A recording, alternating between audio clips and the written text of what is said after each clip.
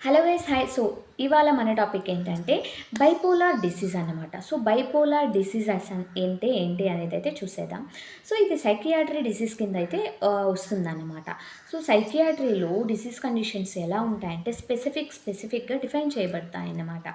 So ఇప్పుడు bipolar disease అనుకోండి. So by అంటే 2 అన్నమాట. అది మనకు తెలిసిందే. సో బై అంటే ఒక 2 డిసీజెస్ ఇది కాంబోలో ఉంటుందన్నమాట. సో 2 డిసీజ్ కండిషన్ కాంబోలో ఉన్నదాన్ని మనం ఈ బైపోలార్ డిసీజ్ అనేసి అయితే అంటామన్నాము. పోలార్ అనేసి అంటే పోల్ పాయింట్స్ అనమాట. 2 అపోజిట్ పాయింట్స్ అనమాట. సో బైపోలార్ డిసీజ్ అంటే ఏంటంటే, సో ఈ బైపోలార్ డిసీజ్ కండిషన్‌లో 2 సింప్టమ్స్ అయితే మెయిన్‌గా ఉంటాయన్నమాట. సో ఎలా అంటే మేనియా అండ్ డిప్రెషన్ అనమాట.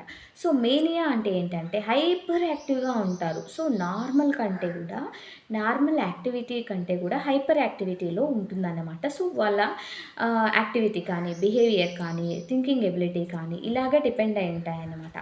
సో ఒక మనిషి ఎయిదర్ మేనియాగా ఉంటాడు and one more thing depressive episodes అయితే ఉంటాయన్నమాట.